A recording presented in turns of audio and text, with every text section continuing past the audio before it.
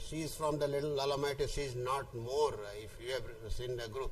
So this is important, because once the echo was done for the, she was doctor, when echo was done for that lady, it was concentric LVH, but she was ignoring, no, I am having BP this and this, but when retrogradely this was inspected, the situation came like this. So honestly, in our practice, if we are going to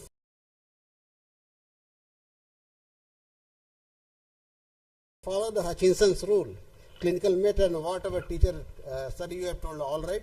So that is the ultimate thing. But if you are not putting so much time, so at least when you are suspecting clinically, so you should put your emphasis for this patient. Thank you, sir. Thank you, Dr. Siddharth. Thank you.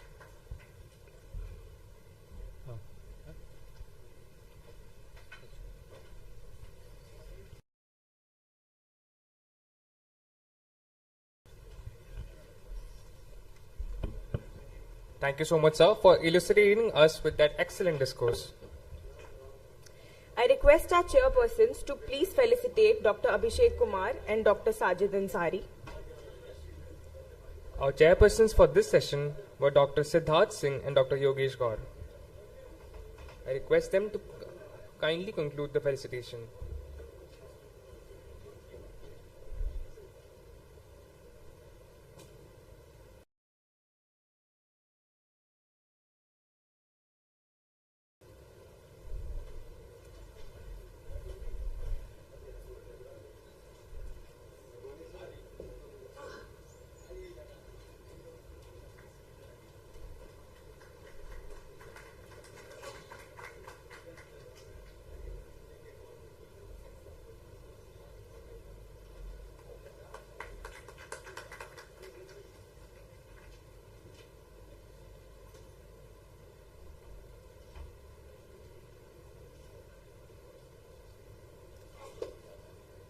Thank you so much, sir. I request Dr. K.K. Parekh to please felicitate our chairpersons, Dr. Siddharth Singh and Dr. Yogesh Gaur.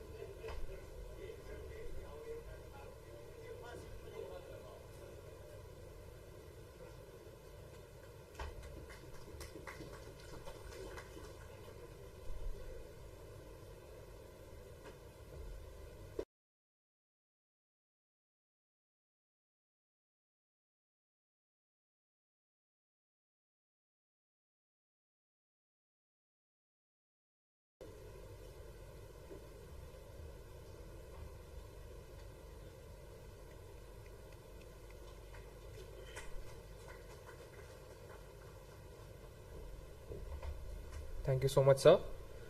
Moving forward in our symposium, I would now like to invite the next set of chairpersons. I would like to invite on stage Dr. Vishal Parmar, Dr. Sudhir Kumar, and Dr. Ajay Pandey to please come up on stage and take their chairs.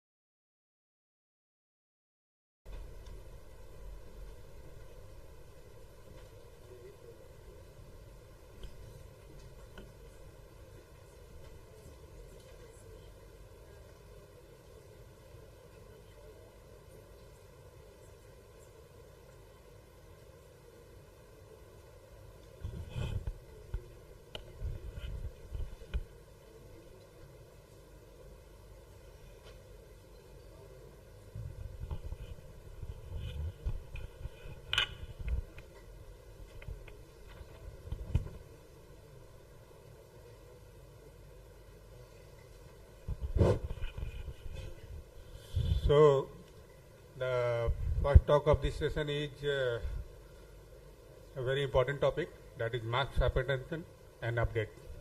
And to deliver the talk, I would like to invite Professor Dr. P.K. Agrawal sir, who is Head of Department, Katihar Medical College.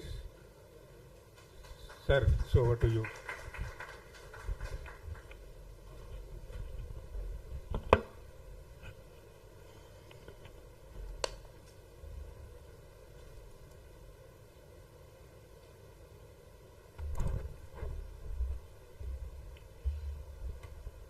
Good afternoon, Varanasi. It is indeed a pleasant and proud moment for me particularly. Yesterday, my postgraduate student, nowadays the professor and head of this premier institution, Dr. Safat Imam Siddiqui, your dynamic organizing secretary, is managing this prestigious national conference so well. Congratulate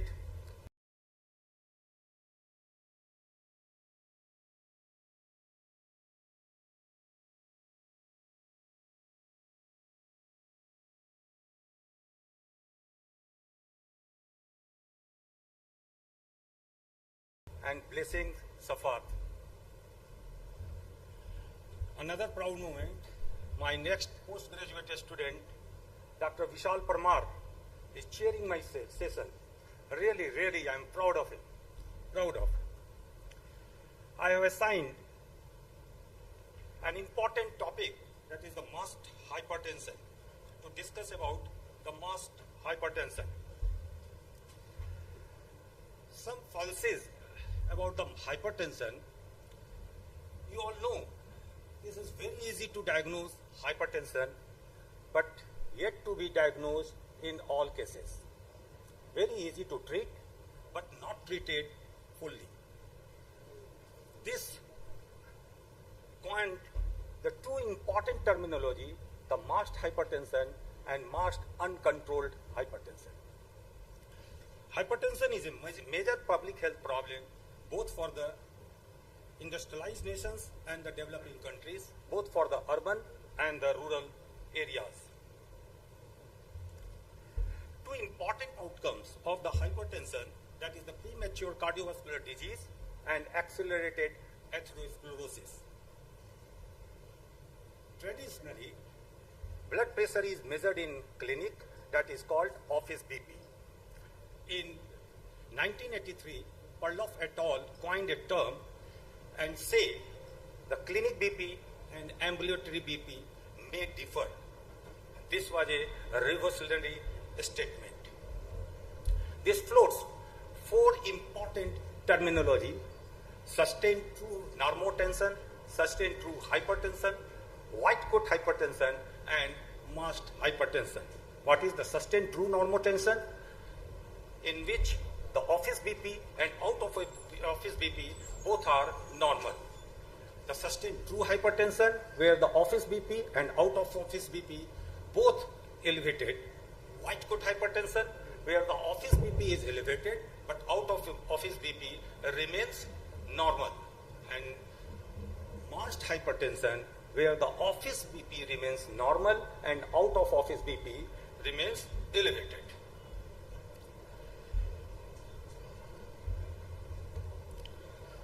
In this chart, we see the office BP is rising in white coat hypertension, and ambulatory BP, that is out of office BP, is rising in mast hypertension.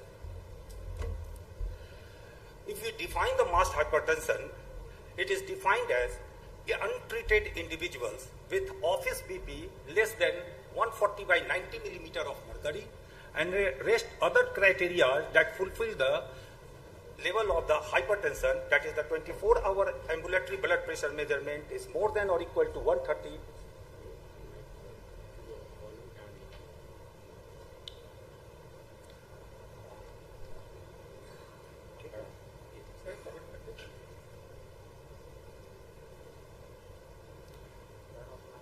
What 24-hour ambulatory blood pressure measurement is more than or equal to 130 by 80 millimeter of mercury, and or awake ambulatory blood pressure measurement more than or equal to 135 by 85 millimeter of mercury. Sleep ambulatory blood pressure measurement is more than or equal to 120 by 70 millimeter of mercury, and home blood pressure measurement on an average more than 135 by 85 millimeter of mercury. Another word, that is masked uncontrolled hypertension. In short form, you may call MUCH. These are the treated individuals of the hypertension, and treated individuals that is not adequately controlled. In these patients, the office BP is less than 140 by 90 millimeter of mercury, and you think that the BP is well controlled, and you will be happy that the office BP is remain uncontrolled.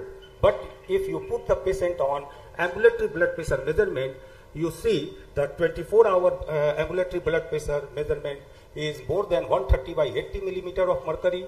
Awake ABP again more than 135 by 85 millimeter of mercury. Sleep ABP more than or equal to 120 by 70 millimeter of mercury, and home BP is more than or equal to 135 by 85 millimeter of mercury. Nocturnal hypertension. One of the important points is the nocturnal hypertension and non-dipping may be the early markers of masked hypertension. Only the nocturnal hypertension. Rest of the BP may remain normal. Only there is the nocturnal hypertension and non-dipping of the hypertension blood pressure. Various other societies, European societies of hypertension, European Society of Cardiology in 2013, say the ambulatory blood pressure measurement or home blood pressure measurement has been established as the best way to measure the blood pressure, rather only the office BP. Ambulatory blood pressure measurement is the method of choice. Dr. Abhishek discussed it fully. For estimating the out-of-office BP measurement, it is given by the Prevention, Detection, Evaluation and the Treatment of High Blood Pressure JNC 7. But there are certain limitations of ambulatory blood pressure measurement. It requires skilled clinical staff, specialized equipment, software of its analysis, and most important of all, it is not easily available everywhere. Over the ambulatory blood pressure measurement, there are certain advantages over the home blood pressure measurement. It is reliable, easily available, and does not require skilled staff to assess. In practice, this ambulatory blood pressure measurement is not available easily, so we prefer home blood pressure measurement over the ambulatory blood pressure measurement unless specifically required. Again, the nighttime BP is a strong risk factor than either clinic or daytime BP for cardiovascular disease and stroke, as suggested by the American College of Cardiology, American Heart Association in High BP Clinical Practice Guidelines 2017. If we look over the magnitude of the problem, in India, the prevalence of the hypertension is gradually increasing in the last 6 decades. Recent data shows the prevalence of hypertension, if you include both the urban and the rural area, is nearly 30%. It is estimated that hypertension accounts for 10.8% of all deaths in India. Surprisingly, diabetes accounts only 9 to 10% of the total volume of the patients, and hypertension accounts 30% of the population. Nearly 30% of the population is suffering from hypertension. But unfortunately, so many diabetologists, even in this hall, are present working in the field, but very few hypertensionologists are present in the society. The prevalence of masked hypertension in general population ranges from 8.5 to 16.6%. And if you consider the high normal BP among middle-aged, it increased up to 30.4%. One adequate study says the prevalence of masked hypertension was 44.5% in this adequate study. In a Spanish study conducted in 2018, the overall prevalence of masked hypertension was 8.4%. In a study conducted by Wang et al. In the United States, the estimated prevalence of masked hypertension among the adult population from 2005 to 2010 was 12.3%. Various other studies about the masked hypertension and the prevalence ranges from 9 to 23%. Various risk factors that favor the development of the MAST hypertension, as for example, elderly male subject to experience mental stress at work or at home, smokers, excessive alcohol consumption, sedentary obese individuals, diabetes mellitus, chronic kidney disease, and one of the most prevalent disease is the obstructive sleep apnea. Smoking, we give some explanation. Smoking one cigarette may increase ambulatory blood pressure over 15 minutes. Mental stress at work or at home may increase BP during working hours. Sedentary obese individuals with poor exercise tolerance throughout the daytime activities may display high BP, whereas often display normal BP values while at rest in the physician's office. Obstructive sleep apnea disorder individuals with shortened sleep time characterized by isolated nocturnal hypertension. What is the significance of MAST hypertension? The rate of target organ damage, that is the main issue to treat the hypertension. We try to prevent the target organ damage, and the rate of target organ damage is increased in MAST hypertension like the usual hypertension population group in comparison to normotensive population group. This increased target organ damage is sometimes very much similar to the true hypertensive population group. Premature cardiovascular disease and accelerated atherosclerosis are the important outcomes. After many debates and discussion across the world, it has been accepted that both white coat hypertension and the MAST hypertension are associated with some negative impacts on cardiovascular outcomes. Osama studies suggest cardiovascular mortality and stroke morbidity were increased to the same degree, both in the MAST and the sustained hypertension in comparison to with normotensive subjects. Purskell and et al. Reported that isolated ambulatory MAST hypertension was a predictor of cardiovascular morbidity in 578 untreated 70-year-old male independent of established risk factors.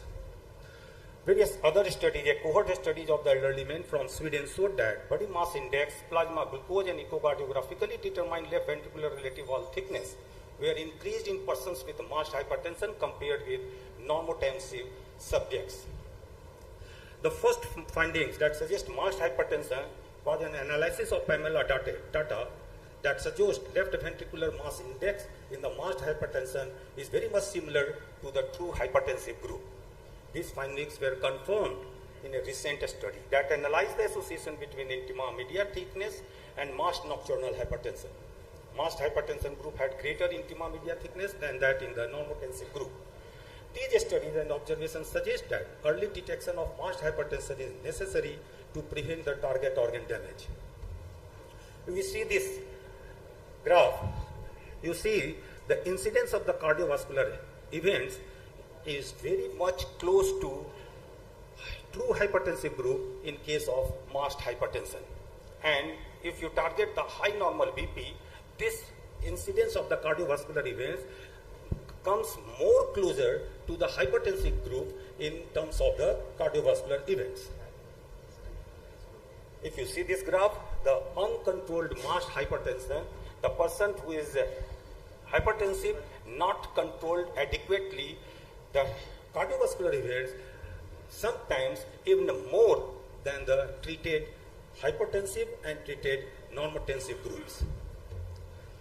If you consider for the management, because the risk of the development of the subclinical organ damage in patients with MAST hypertension, the 2013 European Society of Hypertension and European Society of Cardiology guidelines suggested that drug treatment could be considered in these patients.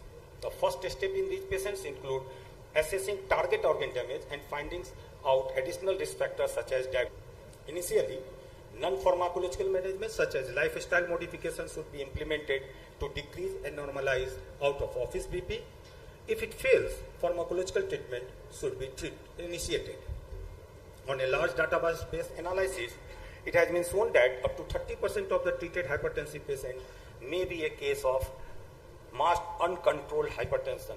See the volume of the treated hypertension, which we thought we are treated the patient adequately and office BP remains normal, but the out-of-office BP remains either on the home blood pressure monitoring or the ambulatory blood pressure monitoring. Nearly 30% of the cases are MAST uncontrolled hypertension. An exclusive abnormality in more than 24% of the much population is that treatment fails to control elevated nighttime BP, resulting in adverse outcome. This nighttime BP is an important indicator that says about the adverse cardiovascular outcome. Based on these backgrounds, current hypertension guideline advise performing ambulatory blood pressure monitoring wherever possible in already treated hypertensive patients to control out of office BP and to reduce target organ damage.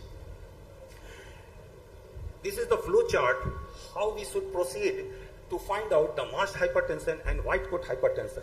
When a patient reaches to you in clinic and his office BP remains more than 140 by 90 millimeter mercury, you must think of white coat hypertension.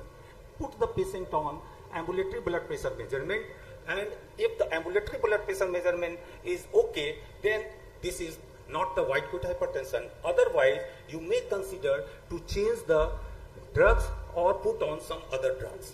Likewise, if the office BP is less than 140 by 90 millimeter of mercury, you should consider the MASH hypertension.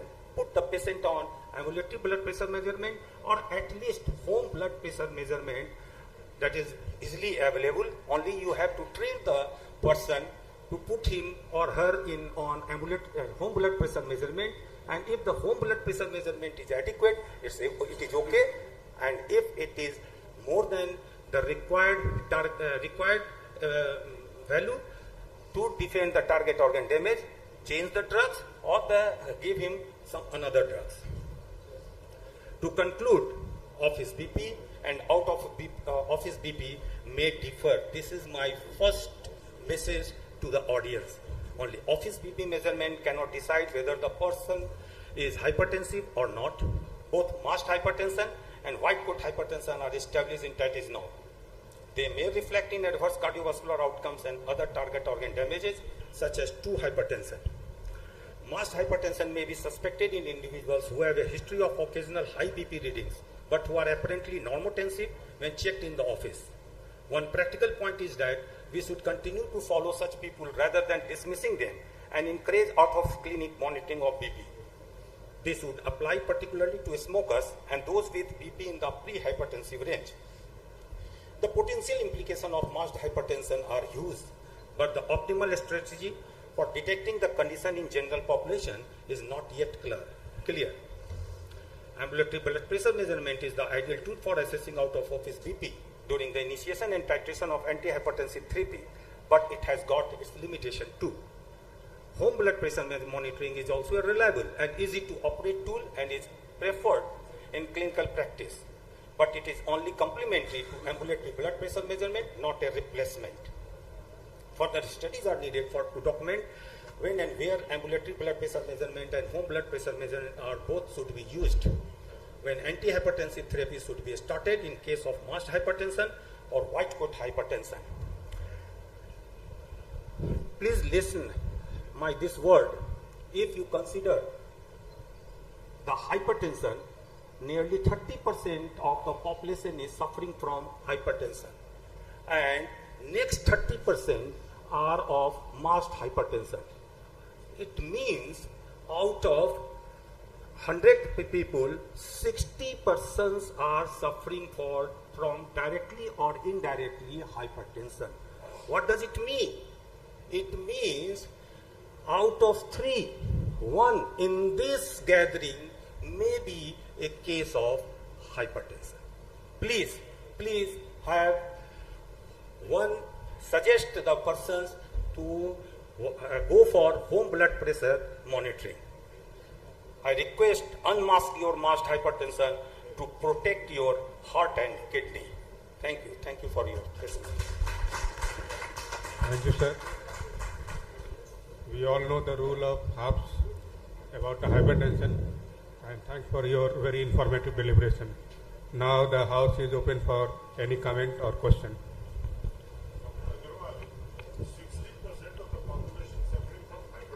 It seems.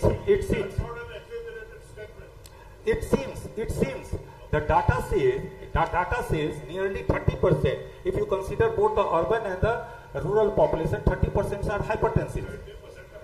Right. Of the hypertensive, some are at the lower level, means suffering from high hypertension or mass hypertension. But they may cause, they may cause adverse cardiovascular events. Each and every hypertensive person may cause adverse cardiovascular events, and rest population, it varies from 9 to 30%. 9 to 30%, that means you must be aware of hypertension and you should follow the home blood pressure monitor. Actually, he wants to say that out of total 30% prevalence, among them 30% is mass hypertension. It is not a 30 plus 30. Yes. It is 30% out of those 30. Sorry to interrupt, sir. In those 30%, the 30% is masked uncontrolled hypertension, not the masked hypertension. Masked uncontrolled hypertension are the persons who are hypertensive, not adequately controlled. And masked hypertension are the person who are not treated. And those persons may be a case of hypertension. And rest 40% out of them, 30% taking antihypertensive tablets or treatment cannot keep their blood pressure at goal. So only 10% of the population is controlled blood pressure. Sir, so what is the percentage of masked hypertension in India? Not adequately evaluated, but it seems nearly 30%. Nearly 30% are masked hypertension. Hello, sir. 2.2% of the population in India is having hypertension. Right, sir. Some are having mass hypertension, some are having mild hypertension, and then the different categories. And in Kerala, the latest study had shown 29.6% of the population. So just I'd like to add a point. How many? So just like to add a point. This is a basic, just like an iceberg phenomenon, where we have a lot of undetected cases over here. And Right. another very important point is that in our country we do not have formal registries. So the numbers may be more than what we think they are. Sir, I understand, but yet I would like to say that we don't have proper registries, and therefore the number is much more than what we are talking about. Thank you, sir. Hello, Thank you. sir. In one of your slides, it is shown that cigarette smoking makes suspension of blood pressure for 15 minutes. In various programs for quitting the cigarette smoking, nicotine chewable tablet is advocated at a very mass level. What is your take on nicotine tablet, chewable tablet using for increment or decrement The blood pressure. One of the effects of nicotine is causing vasoconstriction and more on sympathetic activity. Thank you, sir. Chances of getting systolic hypertension Is much more. Sir, how many readings suggested for home-based monitoring? As you said, कि home-based monitoring करना चाहिए. So we are getting late. Dr. Agrawal, you can ask question later on with and have discussion with Dr. Agrawal, sir. Thank you, sir. Thanks for your time. Thank you, Professor Agrawal, for your wonderful deliberation and quite a significant amount of hot discussion which was masked till now. So now I invite my colleague, Dr. Umesh Kohli, is an interventional cardiologist at Asian Hospital, Faridabad, and is alumnus of Institute of Medical Science, Varanasi. And he will be speaking on the important problems in our country, and particularly if you see in a diabetic population, they are very, very important. So how to start and optimize the doses of guideline directed medical therapy. It's over to Dr. Umesh. So good afternoon, everyone, and I would say it's an honor to be here, and it's my, my everything is here in Varanasi. So I'm really happy to be part of this conference. I'm very thankful to Professor Madhukar Rai sir. He was my guide, and I'm very honored to be here. So I'll be speaking on GDMT in heart failure. As we know that the heart failure is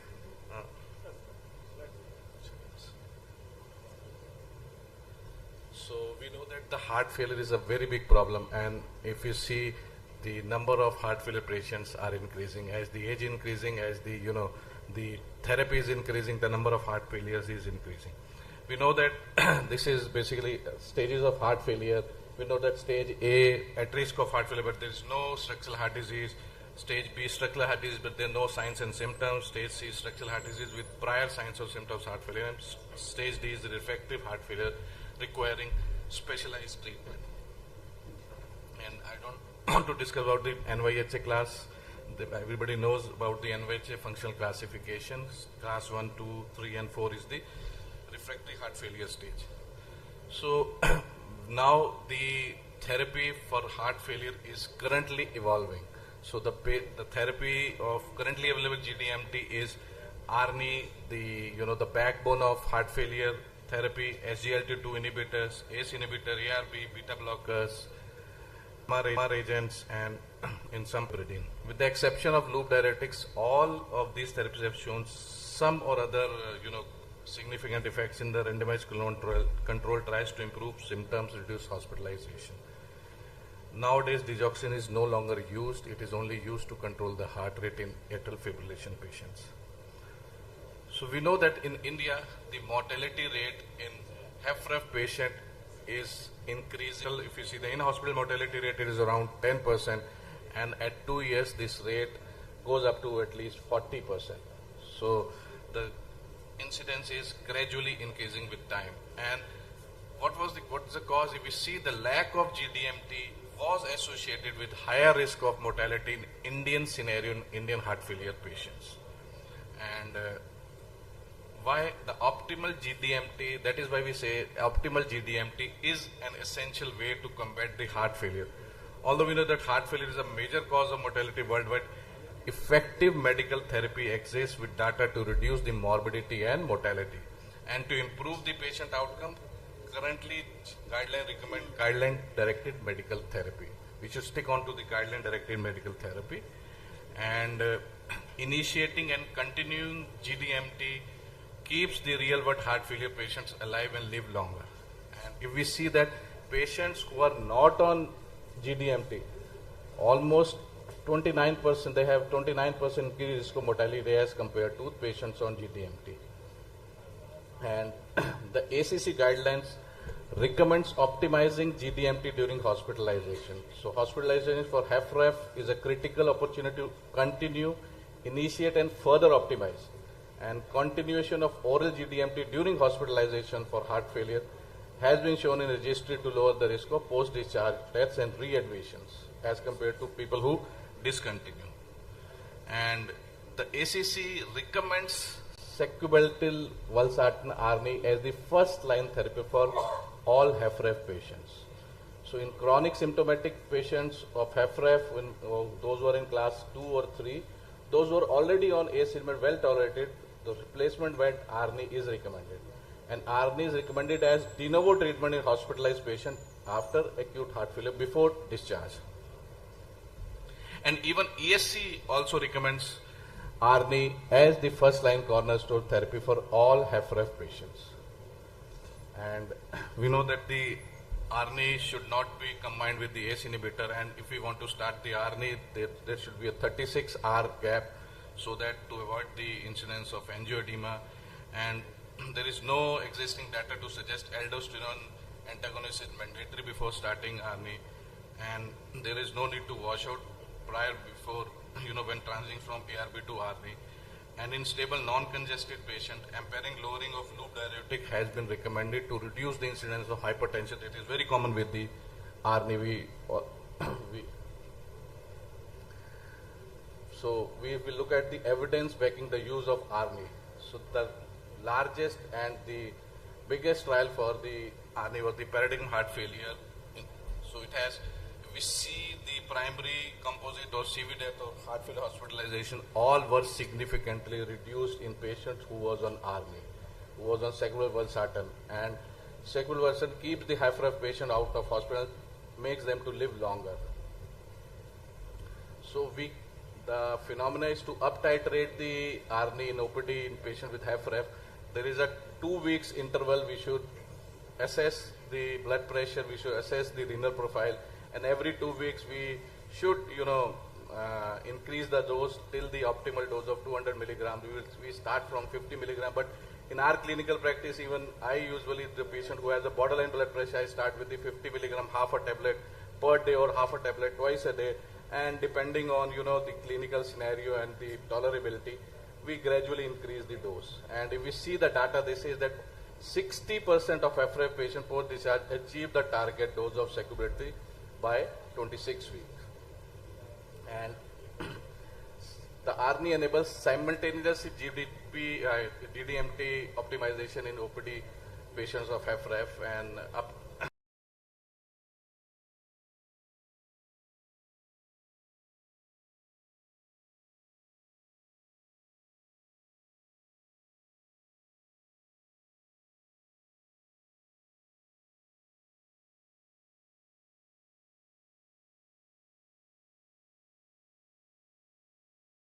sacubitril valsartan up titration achieve target dose of simultaneously initiation or up titration of beta blockers and MRAs. Despite all the evidence, use of ARNI is very low in India. The registry suggests that only less than 4% of Indian patients receive, ARNI. Because of the nowadays cost is not a big factor. Previously the cost was a very big factor to start the ARNI. Even I was resistant to start the ARNI in patient. And what are the frequent barriers to optimizing therapy?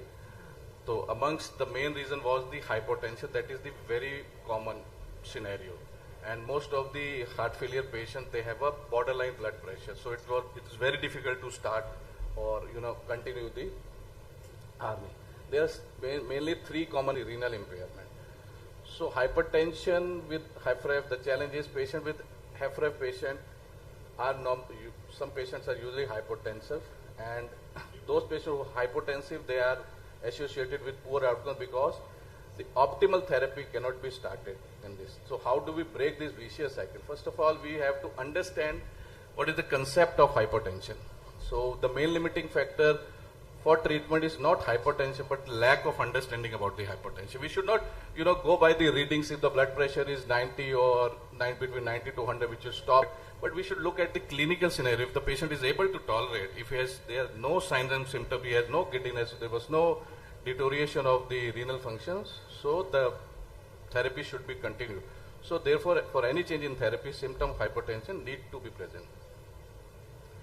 And in case of symptomatic hypertension, the first thing we should say, if there is no signs and symptoms of congestion, the diuretics should be reduced first. Because if we reduce the diuretics, sometimes the hypertension, it goes away. And then reduce the dose or stop the nitro if patient is on isolazine and some. And lastly, we should stop or reduce the dose of ARNI if the patient is still not tolerating. So impact of ARNI on low SBP, if we see the ARNI reduces the risk of CV death and heart failure hospitalization in patient even with low BP, and 12% reduction of risk of CV death or hospitalization in HFrEF patient with low BP. And the second is the hyperkalemia. Normally the hyperkalemia increases with the decline in renal functions.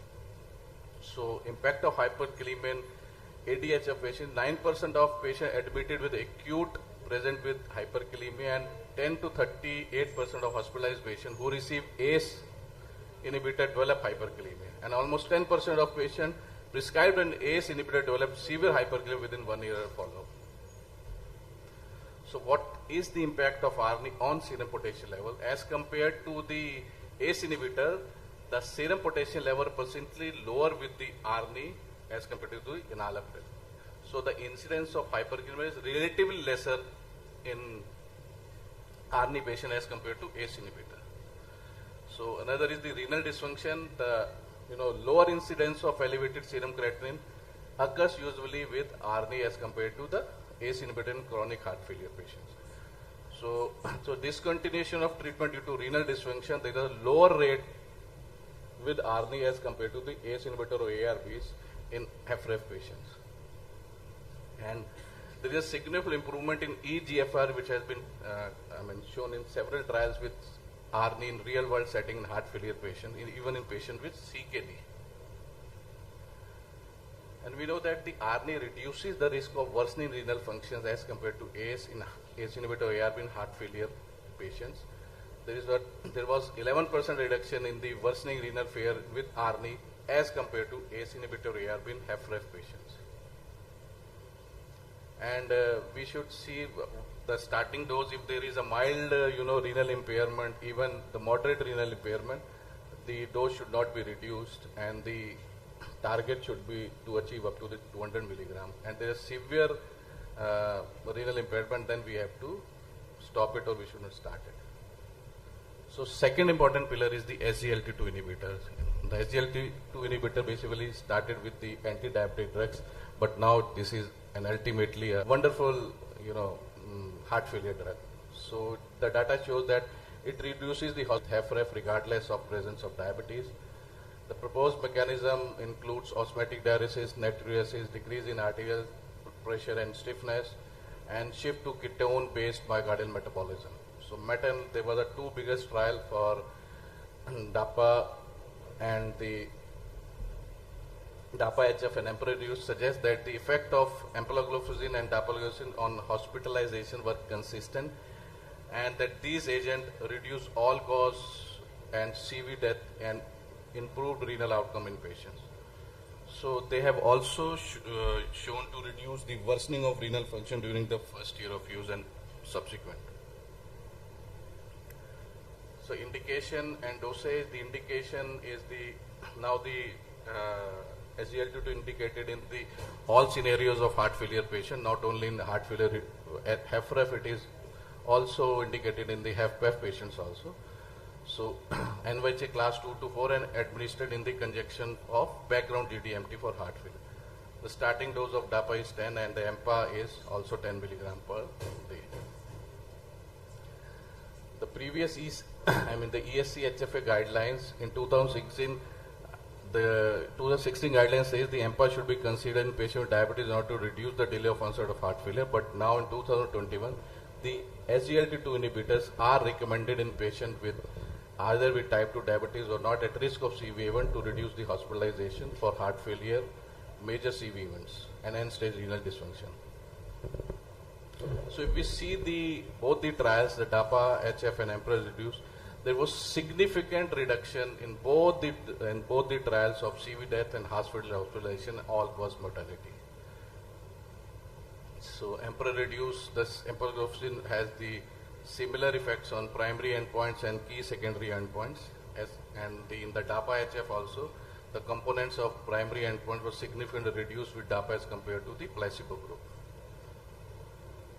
So DAPA HF has fewer worsening renal function events with dapagliflozin, we know that, and there was a new trial of DELIVER. This is the largest and broadest trial to date in patients with LV of more than 40% in HFpEF patients. So primary endpoints were composite of CV death and worsening heart failure, and the secondary key endpoints was number of heart failure hospitalizations, CV death.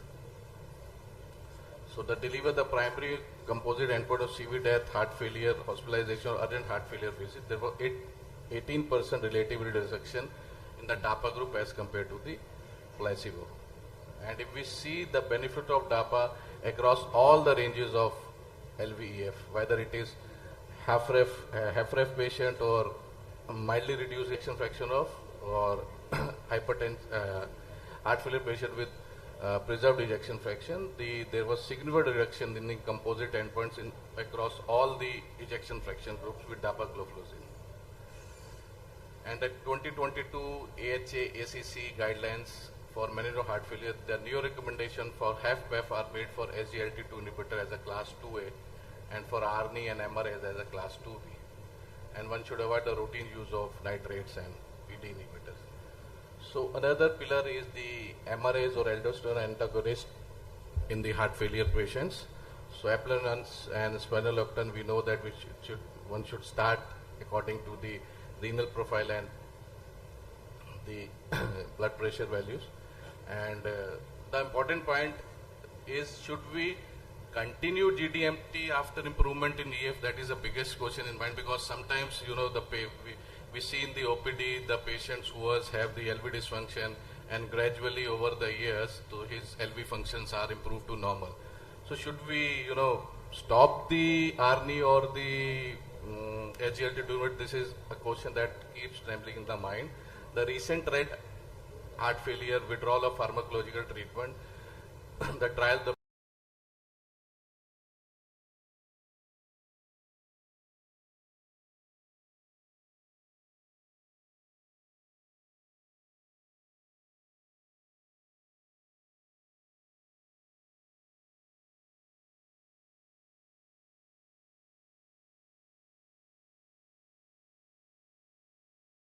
patient with recovered dilated cardiomyopathy study examined this question and finding that nearly 50% of subjects withdrawn from GDMT had an heart failure event within 6 months. Therefore, in the absence of definite reversible cause of heart failure reduced ejection fraction, the current GDMT should be continued. And to conclude, the lack of GDMT was associated with higher risk of mortality in Indian heart failure patient, and ARNI is recommended as first line therapy for HFrEF patient, but use of ARNI is very low in India. So sacubitril valsartan has good overall safety profiles, and it's significantly reduces your death and the potassium level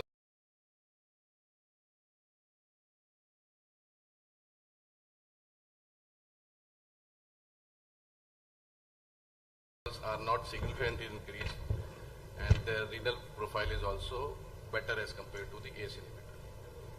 Thank you so much. Thank you, Dr. Kohli, for your wonderful presentation.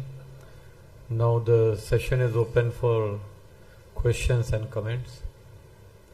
I have got one important question for the benefit of the audience, that previously we used to keep on giving a stepwise approach of these, all these 4 classes of drugs like beta blocker, ACE-ARB, ARNI, and SGLT2 and MRAs. They are all proven to be of improving the mortality benefit in all these group of patients. So previously we used to give them in a stepwise, but we all understand that patients, those who are admitted with congestive heart failure after the decongestion, diuretics are still very important drug for decongestion. Here comes a patient who is, having blood pressure of 90, 100, and what is your strategy to start with? Whether you start all 4 drugs together or in a smaller dose, or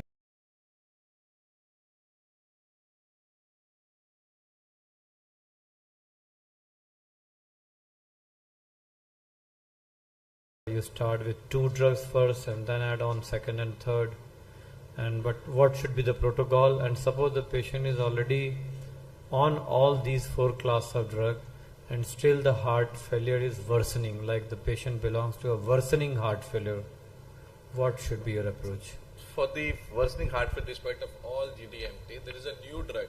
We have started using the Vercu. I'm just forgetting the name. The Vercu is a new drug that helps to control the symptoms of patients who are in resistant heart failure.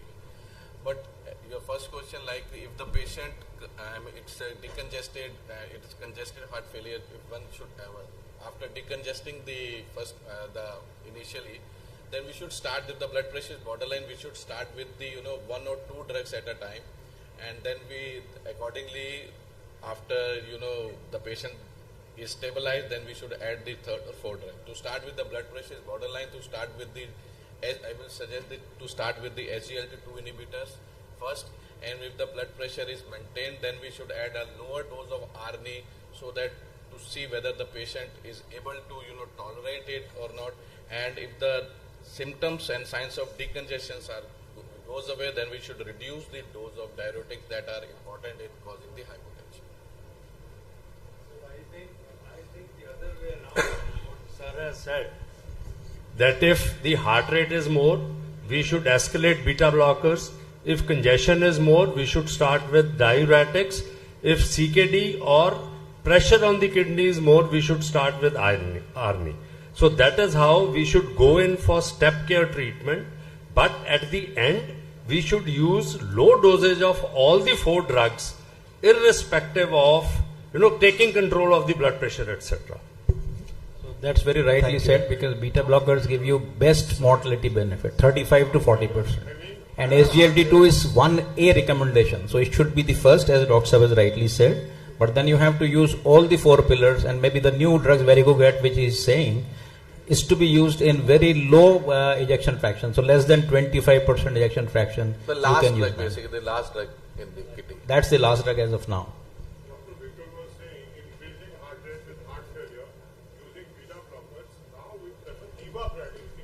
Yes, if the patient is not compensating, we should start with ivabradine. Beta blocker should be added after the patient has been stabilized and is not decompensating.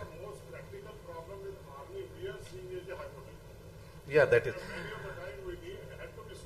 Yeah, many of them we have to stop it. But if you see the blood pressure is 90, and if the systolic blood pressure is 90 millimeter itself, the patient have no symptom, then one should continue with it. Most of the patient will come with blood pressure 90 to 100, they will have no symptoms. So it's better to continue. Thank you, sir. Thank you very much for the wonderful talk. Thank you, sir. The last speaker of this session, I would like to call upon stage Dr. Puneet Saxena, sir, to throw more light upon the update on management of heart failure with preserved ejection fraction. Dr. Puneet Saxena.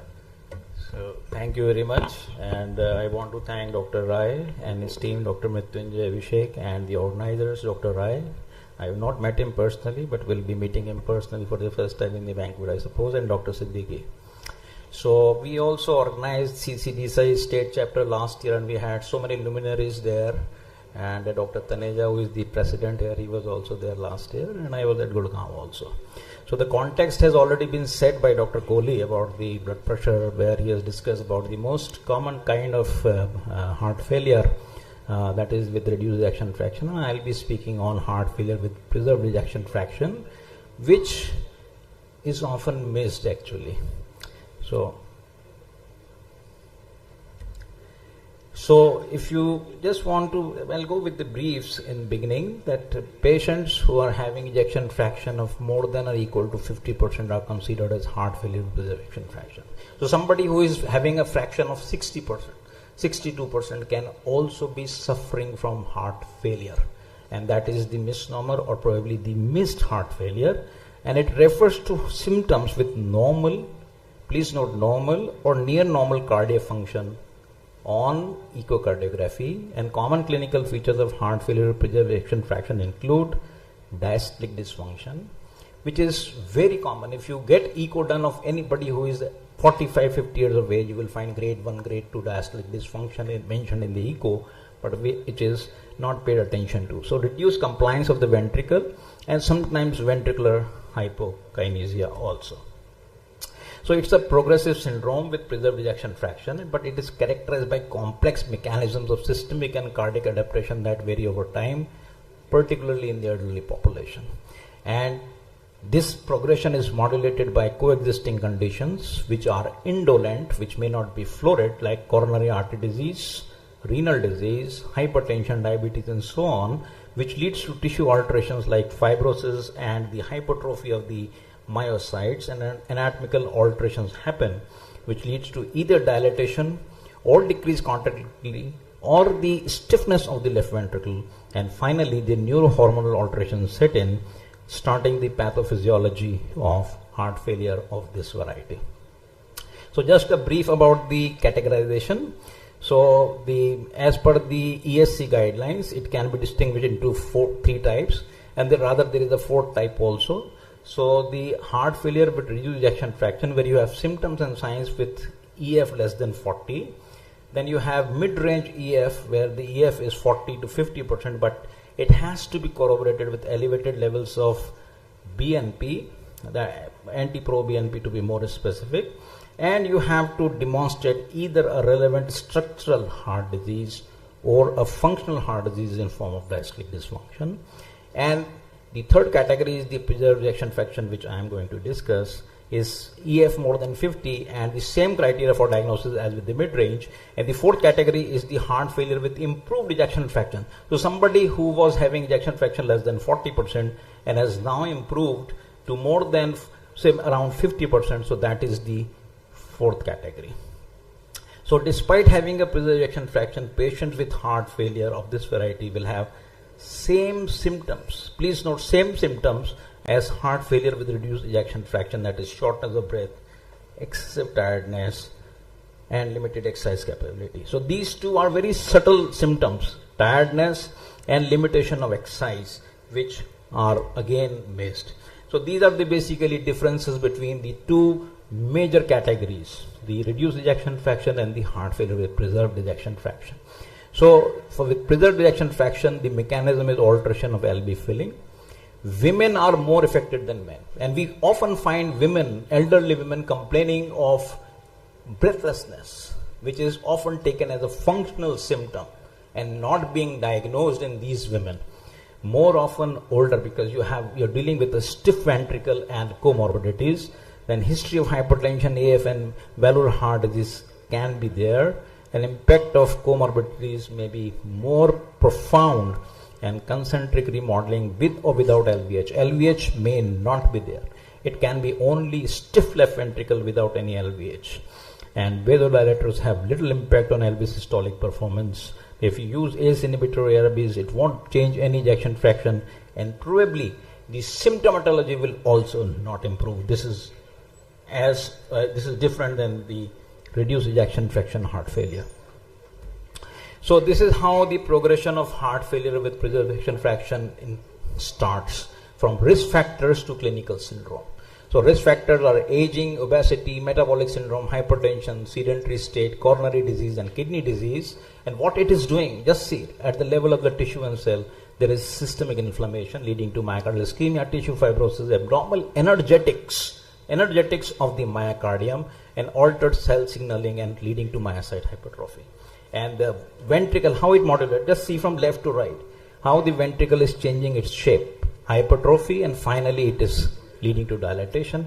And then three characteristics: less inotropy, less lucitropy. Lucitropy means abnormal ventricular relaxation, and less chronotropy, which leads to increased LV filling pressure and decreased organ perfusion, and finally leading to all florid symptoms of heart failure with preserved ejection fraction, like congestion and lung dysfunction, maybe abnormal LA function in AF, pulmonary hypertension, and finally the microvascular dysfunction happens. So something about the epidemiology, as the previous speaker was also saying that we don't have too much of data, but if you see the prevalence in the Western population, 30 to 50% in hospitalized patients for heart failure belong to this category, and proportion of heart failure of this category with EF of more than 40%, generally close to 50%. So combined mid-range and preserved 50%, almost constituting half of the heart failures, and they are usually older, and there is a higher prevalence in the females in the Western population. If you see the Asian data, and I'll come to Indian data also. So this was the registry, Asian heart failure registry, which showed that high burden of severe risk factors across Asian continent are the four warning signs of an impending epidemic of heart failure with preserved ejection fraction in Asia. And this was perhaps the first pan-Asian registry which collected data on the heart failure. And if you see the region-wise difference in the Asia, the first curve, the Kaplan-Meier curve, shows the regional differences, and the second one shows the ethnicity. And the Southeast Asians, where our country falls, were the worst affected. And if you see by the ethnicity, then probably the Malayan population was the worst affected. Coming to the Indian data, so 25% of all the patients, Indian patients were also enrolled in this registry, so 25% of the Indian patients were falling into this category of heart failure, and prevalence of diabetes and hypertension was more in this subset of the population. And again, females were more affected, but please note, younger age of onset vis-a-vis older age in the Western population was noted in Indian patients, and prognosis was worse as compared to the West. So this is the age-wise distribution of the Indian patient in this registry. So less than 55, the highest numbers 40%, then followed by 55 to 60, almost 30, and then declining to 14% or 15% in age group more than 75. So 1/3 of heart failure patients die within 1 year during their productive life years. So this is happening with this kind of heart failure with preserved ejection fraction. So not being diagnosed and still dying of heart failure, 1/3 of the patients. So 18% greatest risk of mortality in first 3 months, 60% deaths at 1 year in patient less than 70 years, and mortality rate, you see this 35%, very high. And factors which worsen are age, history of vascular disease in form of stroke, kidney dysfunction, and suboptimal guideline directed medical therapy and previous history of hospitalization. So coming to the diagnosis, symptoms and signs remains almost same. So third ultrasound, which often somebody was talking about the clinical examinations, some old professors sir was speaking about the pulse examination, so we hardly pay attention to the heart sounds these days. So pulmonary congestion, edema, hepatomegaly, but please note that these are non-specific symptoms. Edema is non. Who watches jugular venous pressure? Who sees for the hepatojugular reflex? So we seldom see that, but they are more specific signs. So if the more specific signs are seen less, but the less specific signs are observed more. So that is the paradox in this situation. Now clinical characteristics. Just see that what are the characteristics of the Indian patients which we have. Majority of them women, hypertension, CAD, AF, diabetes and obesity were the major risk factors.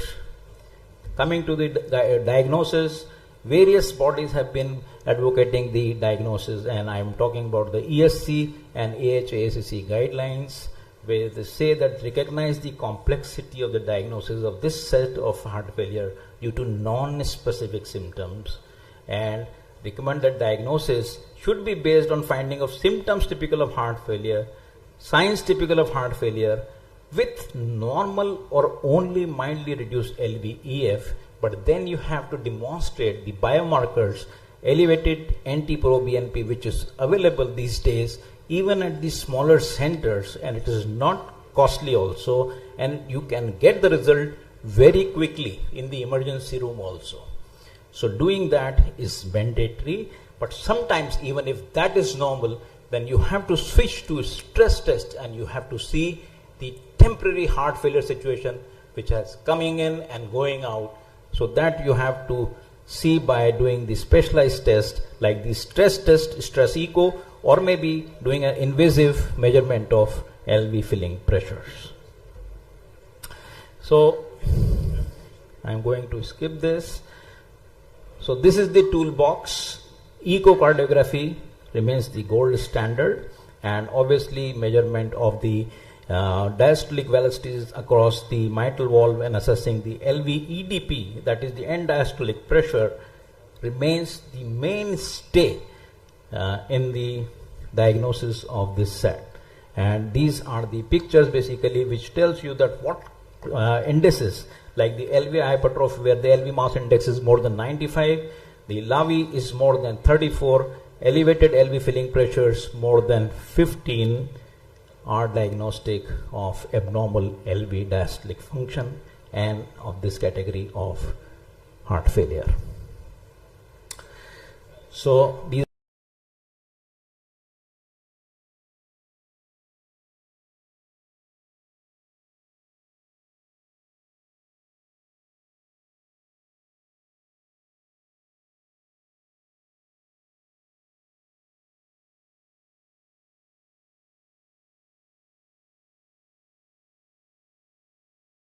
are all echocardic pictures and parameters where you can assess the different pressures.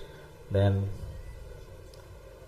you can go for invasive hemodynamic assessments where the echo is probably normal, but still sometimes the patient complains of episodic symptoms of heart failure, especially during exertion. So just imagine if we are sitting in this room and 5 people complain that they feel breathless when they climb up the stairs and there is no abnormality on the coronary angiogram, and there is no other comorbidity, then probably we should suspect this thing also. We should keep our minds open for this. And sometimes if somebody is having severe problem, then invasive measurement of the pulmonary pressures and the end diastolic pressures are required to establish the diagnosis of this. So putting it all together, there are scores also recommended to diagnose this condition. The first one is the H2FPEF diagnostic score with a total sum of 9. And you can see here what are the clinical variables: obesity, hypertension, AF, pulmonary hypertension, age, and the filling pressures on the echo. And they have been marked on the score. If somebody is having more than 7, then he is for sure suffering with severe heart failure with preserved ejection fraction. So this is another score which was modified by the European Society of Cardiology, which is called as PEFF2. So because of time shortage, I will not go into the details, but it is available on the website also.